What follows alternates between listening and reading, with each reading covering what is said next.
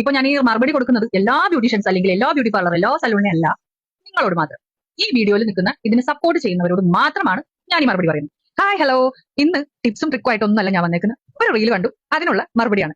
ഇന്ന് ഞങ്ങളുടെ പ്രതിഷേധം ഫ്രീലാൻസുകാരുടെ അതിപ്രസരമാണ്. അതിപ്രസരം കൊള്ളാം. അതിപ്പോ ഈ ഫീൽഡിൽ മാത്രമല്ലോ, എല്ലാ ഫീൽഡിലും ഉണ്ട്. ഞങ്ങളുടെ തൊഴിലിടങ്ങളിൽ വെറുതെ ഞങ്ങളെ ചൊറിയാൻ വരികയാണ് അവര്. ചൊറിയാൻ വരുന്നു?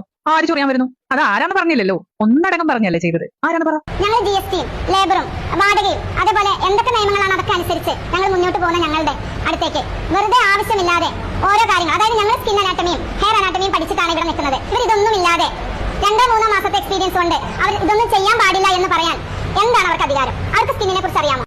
ഞങ്ങളിലും GST കൊടുക്കുന്നവരുണ്ട്. ഞങ്ങളിലും പഠിച്ച് കോഴ്സ് എടുത്ത്, അത് 1 മാസമായിക്കോട്ടെ 2 മാസമായിക്കോട്ടെ, നല്ല കോഴ്സുകൾ എടുത്ത് നല്ല നല്ല ഇൻസ്റ്റിറ്റ്യൂട്ടിൽ നിന്ന് പഠിച്ചിറങ്ങിയ ഫ്രീലാൻസ് മേക്കപ്പ് ആർട്ടിസ്റ്റുകളും ഉണ്ട്. പിന്നെ സ്കിൻ അനാറ്റമിയും എല്ലാം പഠിച്ചിട്ട് തന്നെയാണ് ഞങ്ങൾ ഈ ഫീൽഡിലേക്ക് ഇറങ്ങിയേക്കുന്നത്. കാരണം ഒരു സ്കിന്നിന് വേണ്ട പ്രൊഡക്റ്റ് ഏതാണെന്ന് അറിയാതെ ഞങ്ങൾ ഈ ഫീൽഡിലേക്ക് ഇറങ്ങിയിട്ട് കാര്യമില്ല. അതുകൊണ്ട് തന്നെ ഞങ്ങളുടെ ബേസിക് മേക്കപ്പിൽ പോലും സ്കിൻ സ്ട്രക്ചറും സ്കിന്നിന്റെ ടൈപ്പും ഉൾപ്പെടെ സകലതും പഠിച്ചിട്ട് തന്നെയാണ് ഞങ്ങളും ഇറങ്ങിയേക്കുന്നത്. ഞങ്ങൾ കോസ്മെറ്റോളജിസ്റ്റ് ആണ്, ഞങ്ങൾ നന്നായിട്ട് വർക്ക് ചെയ്ത് കൊടുക്കുന്നവരാണ്. പക്ഷെ ഞങ്ങൾ അവരുടെ അടുത്തേക്ക് പോകുന്നില്ല. പക്ഷെ അവരെന്തിന് ഞങ്ങളെ ചൊറിയാൻ വരുന്നു? അതാണ് ഞങ്ങൾക്ക് അറിയാം. നിങ്ങളിപ്പോ ഈ പറഞ്ഞ കോസ്മെറ്റോളജി തന്നെ പഠിച്ചിറങ്ങിയ ആളാണ് ഞാനും. അതുപോലെ തന്നെ നിങ്ങൾ ഇപ്പൊ പറയുന്ന നിങ്ങൾ അങ്ങോട്ട് ചെന്ന് ആരോടും ചൊറിഞ്ഞിട്ടില്ല, നിങ്ങളെ എന്തിനു ചൊറിയുന്നു എന്ന്. നിങ്ങൾ ആര് ചൊറിഞ്ഞു? ഞങ്ങൾ ഒന്നടക്കം നിങ്ങളോട് ചൊറിഞ്ഞു ഇല്ല. നിങ്ങൾ ആരോ ഒരു മേക്കപ്പ് ആർട്ടിസ്റ്റ് ആരോ ആണല്ലോ ചൊറിഞ്ഞ എന്ന അയാളുടെ പേര് പറയുന്നതിന് പകരം ഒരാൾ തെറ്റ് ചെയ്തതിന് ഞങ്ങൾ എല്ലാവരെയും സൂക്ഷിക്കേണ്ട കാര്യമുണ്ടോ? അവര് അവരുടെ ഫോട്ടോസും കാര്യങ്ങളും ഒക്കെ എടുത്തിട്ട് ചെയ്യുന്നുണ്ട്. അതൊന്നും ഞങ്ങൾ അതിനൊന്നും എതിരല്ല. പക്ഷേ പാവപ്പെട്ട ബ്യൂട്ടീഷ്യന്മാര് രണ്ടറ്റം കൂട്ടിമുട്ടിക്കാനായി, അത് അവരുടെ സ്റ്റാഫുകളുടെ കുടുംബം പുലർത്താനായി ഞങ്ങൾ ഒരുമിച്ച് മുന്നേറിക്കൊണ്ടിരിക്കുന്ന ആൾക്കാരാണ്. നിങ്ങൾ പറയുന്ന പോലെ കഷ്ടപ്പെട്ട് തന്നെയാണ് ഞങ്ങളും പണിയെടുക്കുന്നത്. അത് മാത്രമല്ല, നിങ്ങൾ പറയുന്ന പോലെ രണ്ടറ്റവും കൂട്ടിമുട്ടിക്കാൻ തന്നെയാണ് ഞങ്ങളും ജീവിക്കുന്നത്. ഞങ്ങൾ പണിയെടുക്കുന്നത് അതിന് തന്നെയാണ്. അവര് പറയുന്നത് കല്യാണത്തിന് മുമ്പ് ബ്രൈഡ്സ് ഒരിക്കലും ഫേഷ്യൽ ചെയ്യരുതെന്നാണ്. എന്താണ് അത് അങ്ങനെ?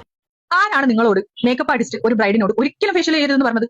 അങ്ങനെ പറഞ്ഞതിന് എന്തെങ്കിലും ഒരു കാരണം ഉണ്ടാവും. വെറുതെ ആരും കയറി ഫേഷ്യൽ ചെയ്യണ്ട എന്ന് പറയില്ല. ഇനി അഥവാ ആരെങ്കിലും പറഞ്ഞെങ്കിൽ ആ ആളുടെ പേര് പറയൂ. ഞങ്ങളൊക്കെ ഒരുപാട് മേക്കപ്പുകൾ ചെയ്തിട്ടുള്ള ആൾക്കാരാണ്. ഞങ്ങൾ ആദ്യമേ അവരോട് പറയുന്നുണ്ട്, 4 ദിവസം മുമ്പ് നിങ്ങൾ ഫേഷ്യൽ ചെയ്താൽ നിങ്ങളുടെ മുഖത്തുണ്ടാകുന്ന കൊമിഡോൺസ്, കാര, വൈറ്റേഴ്സ്, ബ്ലാക്കേഴ്സ് അങ്ങനെയുള്ളതെല്ലാം റിമൂവ് ചെയ്ത് നമ്മുടെ സ്കിന്നിന് രക്തചംക്രമണം കൊടുത്ത് നല്ല മസാജിങ് കൊടുത്ത് ആ സ്കിന്നിനെ നമ്മൾ പ്രിപ്പയർ ചെയ്ത് കൊണ്ടുവന്നിട്ട് ആ മുഖത്ത് നമ്മൾ മേക്കപ്പ് ഇടുമ്പോൾ അതിന്റെ ഒരു ഫിനിഷിംഗ് വേറെ തന്നെയാണ്. ഇവരെന്തിനാണ് ബ്രൈഡ്സ് ഫേഷ്യൽ ചെയ്യാൻ പറ്റില്ല എന്ന് പറയാനുള്ള കാരണം എന്താണെന്ന് ഇവർ വ്യക്തമാക്കണം. ഇവർക്ക് സ്കിന്നിനെ കുറിച്ച് അറിയുമോ? എന്താണ് അവർ അങ്ങനെ പറയാനുള്ള കാരണം?